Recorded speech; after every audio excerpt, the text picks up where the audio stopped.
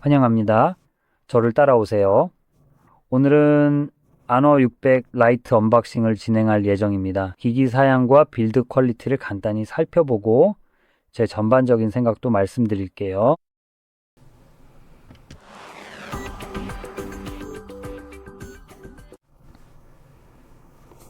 자, 그럼 바로 시작해 보겠습니다. 박스는 두 개의 봉인 스티커로 밀봉되어 있습니다. 하나,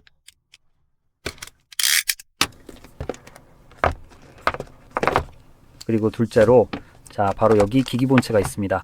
이제 바로 여러분께 보여드리도록 할게요. 제가 이걸 조심스럽게 한번 들어 올려 보겠습니다. 그리고 이 안쪽에는 약간의 설명서 서류와 함께 타입C에서 타입 A로 연결되는 충전용 케이블이 함께 포함되어 있습니다. 솔직하게 말씀드리면 이것이 구성품의 전부라고 할 수 있겠네요. 오, 정말요? 아, 여기 있네요. 에너지 등급 스티커입니다. 제가 바로 이걸 찾고 있었거든요.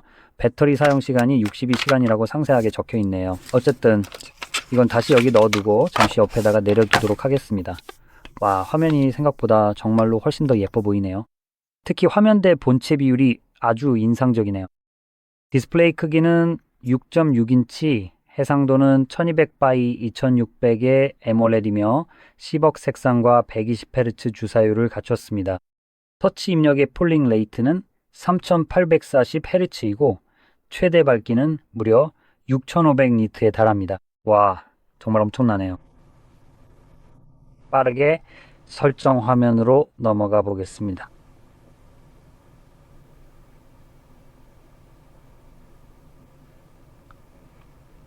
건너뛰기 충분히 할 수 있겠죠? 네, 할 수 있겠네요.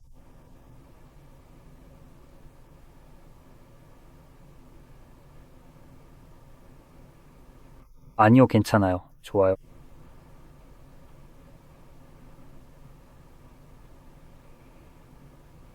매직 OS X. 좋아요. 가장 먼저 확인하고 싶은 게 있는데 뭔가 조금 이상해 보여서요. 아, 괜찮네요. 여기 있네요. 설정 과정 내내 주사율이 조금 이상해 보였는데 지금은 120으로 잘 작동하고 있습니다. 그래서 배터리도 부드럽게 잘 돌아가네요. 그리고 기기가 버벅이지도 않아요. 설정 과정에서는 약간 그런 현상이 있었거든요. 지금 여기 디스플레이를 보면 정말 멋진 디스플레이인 것 같아요. 이 화면이 정말 멋지다는 건 부정할 수 없네요.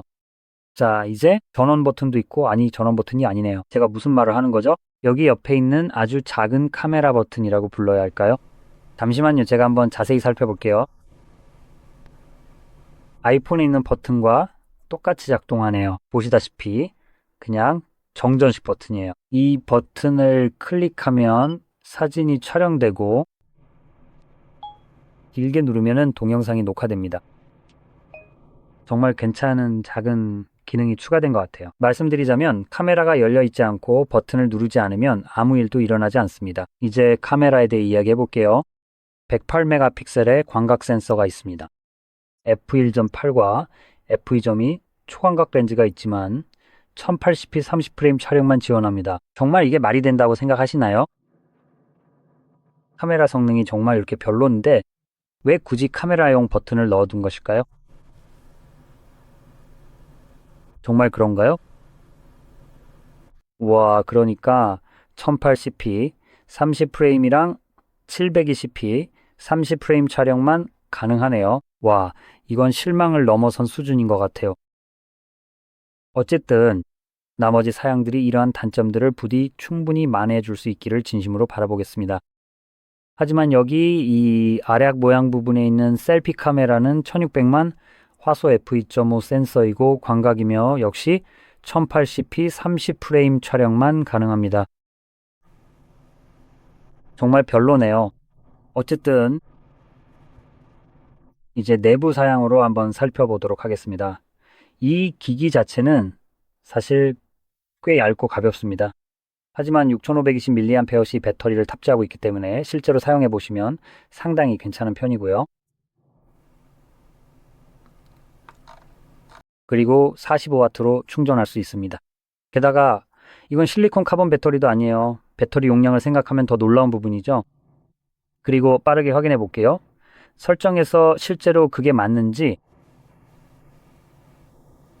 휴대폰 정보에서요? 네, 맞네요. 자, 여기 있습니다. 그러니까 배터리는 45W 충전 속도를 지원하고 이 기기는 이 모델은 램이 8GB에다가 BS 기준으로 추가로 8기가 더 있습니다. 하지만 뭐 어쨌든 하지만 이 기기는 최대 12GB 램과 256GB 저장 용량으로도 구입할 수 있습니다. 아쉽게도 제가 가지고 있는 이 제품은 내장 저장 용량이 128GB인데 GSM Arena 웹사이트에는 그런 모델이 있다는 언급조차 없지만 어쨌든 제가 가지고 있는 건 이 모델입니다. 이 제품에는 Dimensity 7100 elite 프로세서도 탑재되어 있습니다. 그러니 최대한 빨리 진행하고 싶습니다. 간단한 확인 부탁드립니다. 7,100원입니다.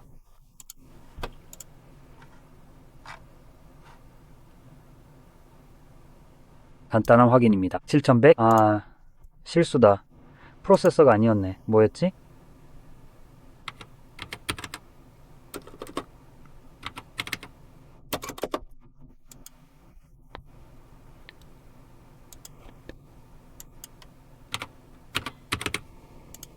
좋아. 이 프로세서를 빨리 확인해보자.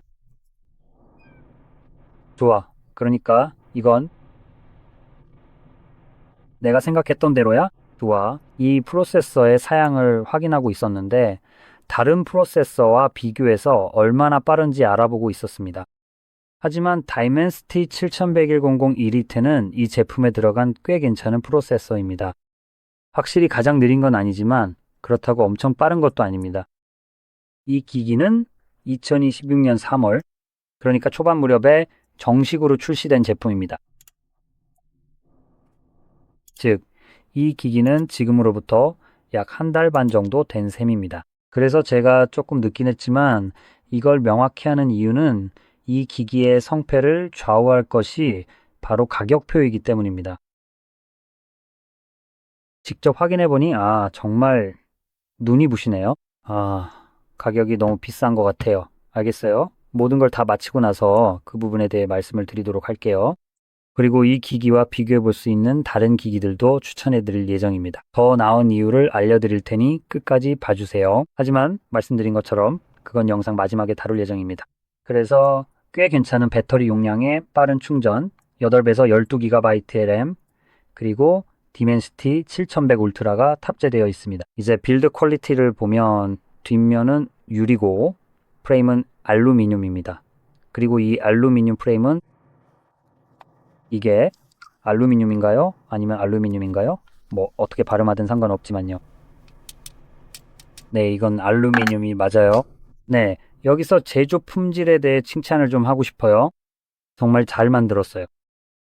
여기 마감 처리는 약간 거친 표면이 느껴지는데 솔직히 말하면 플라스틱에 더 가까운 느낌이에요. 그 이유는 이게 어떻게 다듬어졌는지 때문이죠. 그래서 여기 모서리 부분이 약간 둥글게 처리되어 있습니다. 보통은 좀 더 날카롭고 삼성 S25처럼 훨씬 더 매끈하게 마감된 경우가 많은데 이건 그렇지 않아요. 그래서 이건 촉감 면에서 솔직히 말하면 플라스틱에 더 가까운 느낌이에요. 하지만 내구성 면에서는 분명히 알루미늄이기 때문에 좋을 거예요. 촉감으로 보면 일반적으로 느껴지는 것보다 좀 더 부드럽고 기분 좋은 느낌이 있습니다. 보통 알루미늄 프레임은 좀 더 날카로운 모서리와 같은 특징이 있는데 이건 그렇지 않아요. 그래서 사실 저는 이게 꽤 마음에 들어요. 그리고 그 외에는 여기 위쪽에 안테나 2개가 있고 또 여기에도 2개가 더 있습니다. 그리고 볼륨 버튼이 있습니다. 마커, 전원 버튼, 그리고 카메라 버튼도 있죠. 아래쪽에는 스피커가 있습니다. 충전 포트도 있고 이게 대체 뭐지? 그냥 먼지네요. 극히인 줄 알았어요.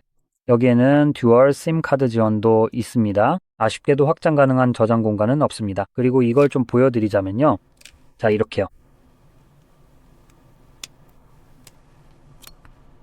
보시다시피 듀얼 심은 지원하지만 SD카드 지원은 없습니다.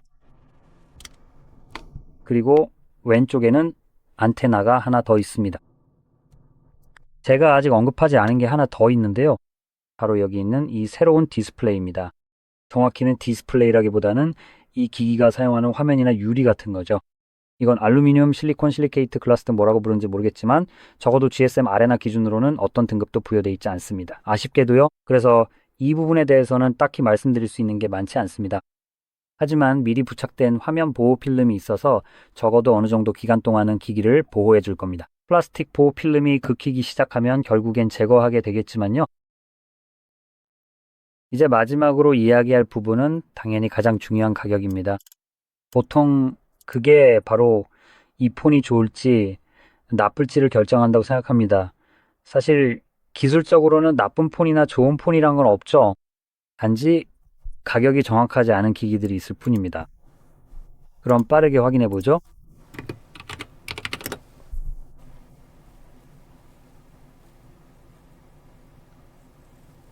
자, 이 기기는 적어도 제가 현재 머물고 있는 이곳에서는 대략 1900 폴란드 주어티 정도의 가격으로 판매되고 있습니다. 이 금액을 우리가 익숙한 유로화로 한번 환산해 볼까요? 잠시만요. 약 440유로 정도입니다.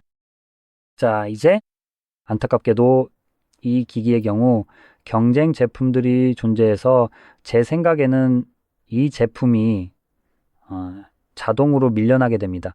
그래서 이 제품의 대안으로 제가 추천하고 싶은 거는 제 생각에 일종의 대표작이라고 할 수 있는 제품입니다. 참 좋은 저가형 기기라고 할 수 있을 만한 제품입니다. 가격대도 거의 비슷합니다.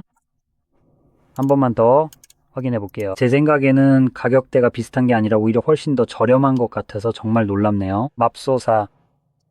이런 정말 이거 정말 어이없네요. 네, 이거 좀 웃기네요. 언어는 아직도 매력적인 가격에 기기를 판매하는 방법을 모르는 것 같아요. 그래서 이 기기는 제가 추천하려는 더 나은 제품보다 실제로 더 비쌉니다. 그래서 제가 추천할 제품은 샤오미 포코 X 8 프로입니다. 이유요? 솔직히 말해서 모든 면에서 더 낫기 때문입니다. 배터리 측면에서는 비슷하지만 100W로 충전됩니다. 램과 저장 용량을 보면 옵션이 동일해서 8에서 12기가, 저장 용량은 256기가에서 512기가까지 가능합니다. 이 제품은 안 그랬던 것 같아요. 네, 이 제품은 256기가 두 가지 옵션만 있었죠. 그래서 실제로 더 빠르고 넉넉한 저장 공간을 제공합니다. 종류도요. 우선 UFS 4.1을 사용하고 디스플레이는 AMOLED 디스플레이입니다. 정말 똑같아요. 잠깐 여기도 돌비 비전이 적용됐나요? 아니요. 여기에는 돌비 비전 인증이 없습니다. 하지만 이 제품은 훨씬 더 밝은 화면을 가지고 있어요. 몇 니트였죠? 6500니트였나요? 네, 최대 밝기가 6500니트입니다. 제가 추천하는 제품은 3500니트입니다. 솔직히 말해서 3000니트 정도만 넘어도 하루 종일 사용하기에 충분하고도 남는다고 생각합니다. 저는 S25, FE 모델이 아닌 일반 S25를 사용하고 있습니다. S25는 최대 밝기가 무려 2500니트나 되는데 햇빛이 비칠 때 휴대폰이 밝기를 자동으로 높여주곤 합니다. 그리고 솔직히 말씀드리면 실사용하기에 그 정도면 충분하다고 생각합니다. 저는 그 이상 필요하지 않아요. 개인적으로요. 그래서 3500니트라는 수치는 이미 거의 1000니트 정도만 더 높은 수준이라고 볼 수 있습니다. 좀 더 정확하게 다시 한번 말씀드리자면요. 이 제품은 5000 대신 2600니트가 나와요. 그러니까 900니트가 더 많은 거죠. 제가 여기서 사용했던 것도 이미 충분했으니 3500니트면 정말 훌륭할 거예요. 6500니트는 그냥 스펙시트에 체크만 하려고 너무 과하게 느껴집니다. 아마도 회사 입장에서는 가장 낮은 비용으로 더 높은 수치를 갖게 하려는 것 같아요. 제 생각에는요. 그래서 전반적으로 밝기는 더 낮지만 지금은 그게 그렇게 중요하지 않을 것 같아요.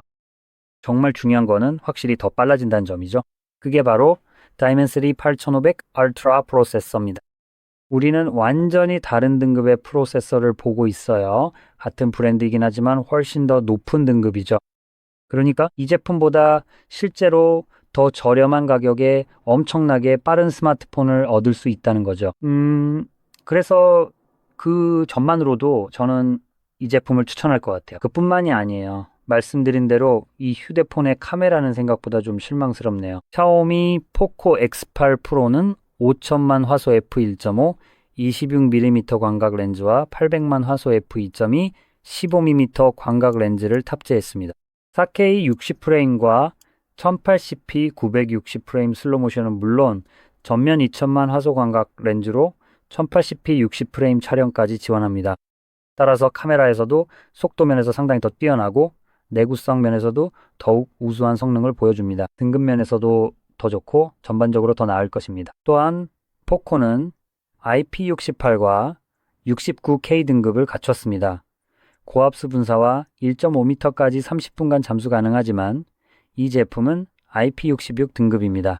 반면 이 제품은 먼지 차단과 고압수 방수만 되고 잠수는 불가능합니다. 그래서 이 부분도 다소 아쉽습니다. 그리고 샤오미가 더 나은 모든 점들은 이 제품보다 더 저렴한 가격에 제공된다는 점을 기억하세요. 그래서 왜 이 폰이 샤오미보다 모든 면에서 떨어지는데도 이렇게 비싼지 이해가 되지 않습니다. 그리고 미리 말씀드리자면 아직도 샤오미 포코폰이기 때문에 성능이 많이 떨어지고 별로일 거라는 아주 이상한 생각을 가지고 계신 분들이 꽤 있는데 그런 생각은 이미 아주 오래전에 지나간 옛날 이야기일 뿐입니다. 포코 라인업은 적어도 사양면에서는 정말 플래그십 폰처럼 보입니다. 알루미늄과 유리로 만들어졌으니까요. 그 유리는 고릴라 글래스입니다. 시라이, 마크 레벨 5입니다. 여기에는 그런 게 전혀 없습니다. 여기서는 원가 절감이 전혀 이루어지지 않았습니다. 방수, 방진 등급도 꽤 괜찮은 편이라 이 부분에서도 확실히 신경을 쓴 게 보입니다. 디스플레이 평점도 좋고 배터리 평점은 더 좋으며 프로세서 등 모든 부분이 이 가격대에서 정말 훌륭합니다. 그래서 결국 말씀드리고 싶은 건 이 폰이 나쁘다는 건 아니지만 경쟁 제품들이 있기 때문에 경쟁에서 밀릴 수밖에 없다는 점입니다. 그리고 가격이 잘못 책정된 기기들만 있는데 이 제품도 분명히 그 범주에 속합니다. 만약 더 저렴했다면 확실히 훨씬 더 좋은 선택이 되었을 겁니다. 하지만 이보다 더 나은 기기보다 가격이 더 비싸기 때문에 그 점이 의문스럽게 만듭니다. 누가 더 적은 것을 얻으면서 더 많은 돈을 쓰고 싶어 하겠습니까? 이 영상이 여러분께 큰 도움이 되고 유익한 시간이 되었기를 바랍니다. 어떠한 후원도 받지 않았습니다. 그래서 다른 유튜버들과 달리 더 객관적으로 추천해 드립니다. 그 어떤 제품과도 제휴도 없습니다. 진심으로 샤오미의 특정 모델이 더 낫다고 생각합니다. 물론 모든 스마트폰이 더 나은 건 아니지만 가격 대비 성능을 고려하면 확실히 지금 여기 있는 것보다 더 낫습니다. 그래서 이건 제가 스마트폰에서 중요하게 생각하는 기준에 따라 추천드리는 것입니다. 그리고 저는 이 추천으로 어떤 대가도 받지 않습니다. 이건 정말로 제가 진심으로 굳게 믿고 있는 사실입니다.